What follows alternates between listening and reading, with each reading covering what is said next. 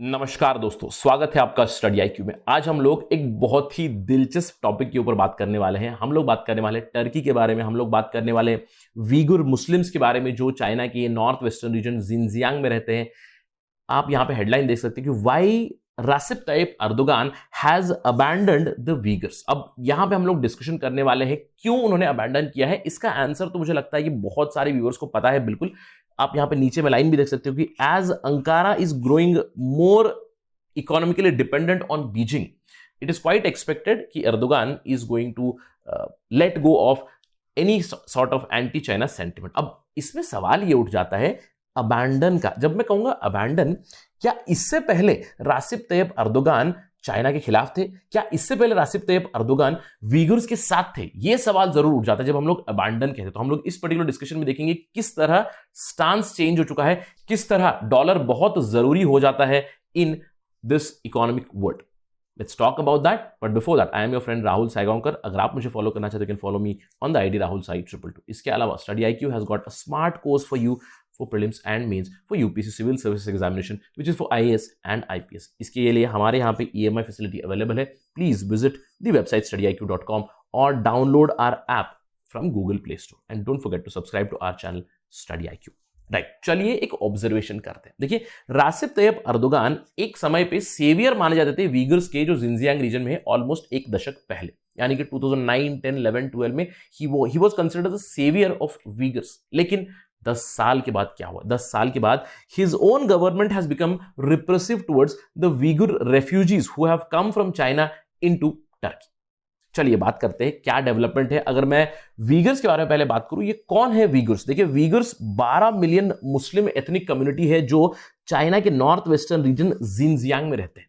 और अगर आप जानते हैं चाइना का मेजॉरिटी कल्चर क्या है, इस तरफ आपको मिलेगा चाइना का हान कल्चर और जिनजियांग में आपको मिलेगा वीगुर का दी Muslim culture, ethnic Muslim culture. ये वीगुर्स अपनी खुद की एक स्पेशल लैंग्वेज बात करते हैं, सिमिलर टू टर्किश लैंग्वेज है। कल्चरली वो डिस्टिंक्ट है, एथनिकली वो डिस्टिंक्ट है। इनफैक्ट मैं कहूंगा कल्चरली, एथनिकली वो थोड़ा सा क्लोजर है towards the central Asian countries of Kazakhstan, Turkmenistan, Tajikistan etcetera. In fact अगर हम लोग वीगर्स की बात करें, वीगुर्स जिनजियांग में 50% के आसपास उनकी पॉपुलेशन है। और अगर हम लोग पिछले कुछ दशकों की बात करें तो कंटिन्यूअसली माइग्रेशन हो रहा है हान्स का जिनजियांग रीजन में, और जो वीगुर्स पहले मेजॉरिटी में थे आज वो माइनॉरिटी में जा चुके हैं। यानी कि Han culture, Han population is overpowering the Uyghur population. अब ये क्यों हुआ? चलिए बैकग्राउंड के बारे में बात करते हैं। ट्रेडिशनली भी जो जिनजियांग रीजन था वो ईस्ट तुर्किस्तान कहलाता था या फिर वीगुरिस्तान कहलाता था पहले। लेकिन जब से पीपल्स रिपब्लिक ऑफ चाइना बना 1949 में, ये एक कम्युनिस्ट गवर्नमेंट उन्होंने सेटअप की, उसके बाद धीरे धीरे धीरे वीगुर्स का शोषण होना शुरू हुआ। ऑल्दो 1955 में उन्होंने जिनजियांग वीगुर ऑटोनोमस रीजन बनाया, लेकिन ये ऑटोनोमस केवल नाम है, यहाँ पे वहां पे कोई ऑटोनॉमी नहीं दी गई है वीगुर मुस्लिम्स को। इसके अलावा 1960 के दशकों में जब माओ जेडोंग ने कल्चरल रेवोल्यूशन लाया, तब क्लियर कट पता चल गया कि कम्युनिस्ट चाइना की क्या पॉलिसीज है इन वीगुर मुस्लिम्स की तरफ। जो माओ की वाइफ थी जियांग किंग, वो कंसिडर करती थी कि वीगुर मुस्लिम जो है वो फॉरेन इन्वेडर्स है, जो वो एलियंस है to the Chinese culture, to the Han culture of China.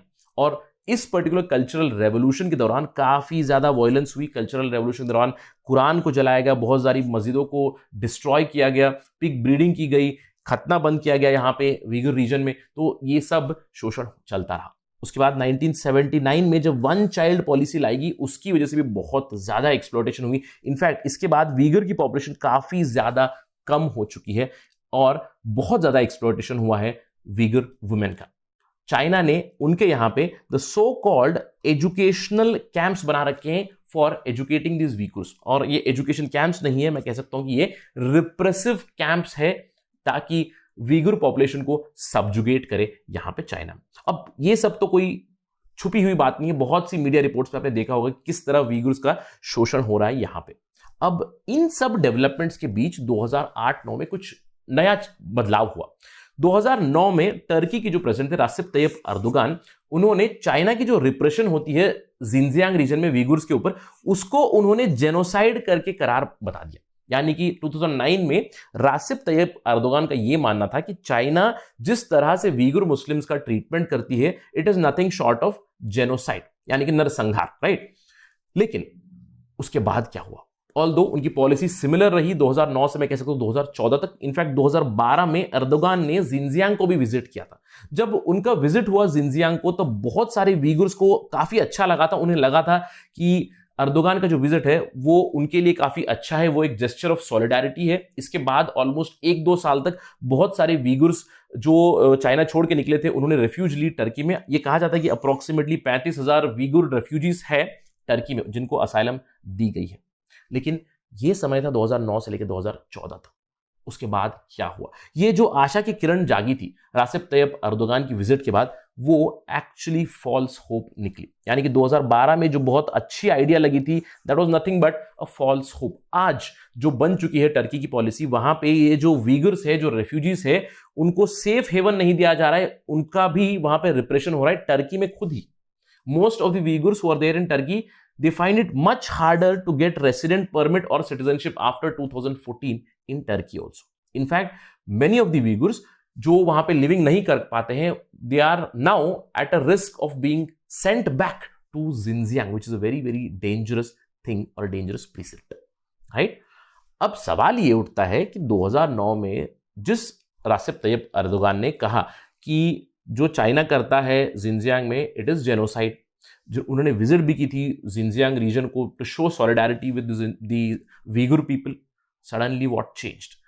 What happened after that? Gradually मैं कह सकता हूं कि Turkey shifted away from the western bloc, from EU and United States towards Russia and China, and everything it pans out towards the dollar और the money. और in general मैं यहाँ पे जियो स्ट्रेटेजिक डेवलपमेंट्स भी बता सकता हूँ, जैसे कि स्पेशली जो क्रीमिया का इंसिडेंट हुआ, उसके बाद रशिया और वेस्टर्न ब्लॉक के बीच तनावानी शुरू हुई, तो टर्की को एक साइड लेना पड़ा रशिया की तरफ। इनफैक्ट जो रेफ्यूजी क्राइसिस हुई थी यूरोप में, उसकी वजह से भी टर्की और यूरोपियन यूनियन के बीच तनाव पैदा हुआ था, वो भी एक फैक्टर है।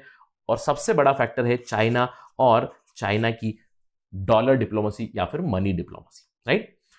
मैंने यहाँ पे आपको एग्जाम्पल दिखाया, यहाँ पे मेजर इश्यूज ऑफ कंटेंशन जो यूएस और टर्की के बीच में। आप इस यूएस टर्की के इशू को आप एक्सट्रापोलेट कर सकते हैं in general Turkey and western block issues. आप यहां पे देख सकते हो कि टर्की ने एक अमेरिकन पास्टर को अरेस्ट किया, यूनाइटेड स्टेट्स ने बहुत सारे टर्किश ऑफिशियल्स के ऊपर सैंक्शंस इंपोज किए, टर्की ने रशिया से S-400 मिसाइल डिफेंस सिस्टम खरीदा, उसके बाद यूनाइटेड स्टेट्स कमीशन ने सैंक्शंस लगाए टर्की के ऊपर, उसके बाद यूनाइटेड स्टेट्स के कोर्ट ने टर्की के एक बैंक को इंडाइक्ट किया क्योंकि उन्होंने डील करना शुरू कर दिया था ईरान के साथ। ये सब एग्जांपल्स है टर्की का धीरे धीरे रशिया की तरफ मूव होना और चाइना की तरफ मूव होना। और अगर मैं चाइना की बात करूं स्पेसिफिकली, व्हाट हैपेंड? देखिए, टर्की की इकोनॉमी ऑलरेडी वीक थी। टर्की की जो करेंसी है lira, which it was already going through lot of trouble before 2020, यानी कि जो कोविड-19 का जो पैंडेमिक है उससे पहले वो ऑलरेडी प्रॉब्लम में थे। कोविड-19 का पैंडेमिक आया, उसके बाद उनकी इकोनॉमी और भी वीक हो गई। इसके बाद टर्की को चाइना की मदद की जरूरत पड़ी। अब यहां पे बहुत सारे उदाहरण दिए गए हैं।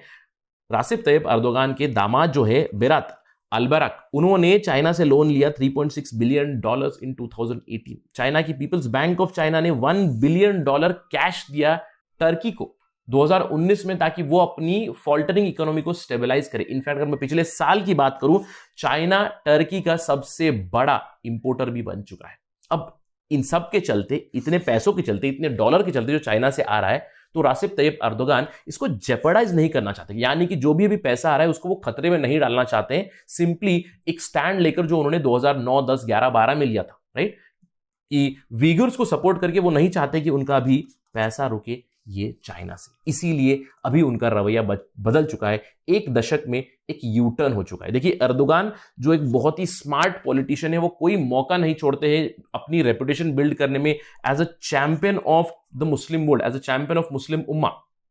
उन्होंने हमेशा आलोचना की है इजराइल की, फ्रांस की। हाल ही में जब फ्रांस में इंसिडेंट हुआ था उस पर भी उन्होंने काफी ज्यादा तीखी आलोचना की थी। यूरोपियन यूनियन को वो क्रिटिसाइज कर चुके, इंडिया को क्रिटिसाइज कर चुके आर्टिकल 370 की एब्रोगेशन के ऊपर। इससे वो दर्शाना चाहते कि वो एक मुस्लिम वर्ल्ड के लीडर है। जब आप इन सारे देशों को क्रिटिसाइज कर रहे हो, तो why are you not criticising China now after 1 decade? Is he not the leader of all the Muslims, right? ये सवाल जरूर उठ जाता है और इसका जवाब आप जानते हैं व्हाई ऑलरेडी। इसका जवाब है पैसा, the dollar which comes from the Chinese, right? We hope all this ends, we hope that people take a principled stand towards the exploitation of Uyghurs.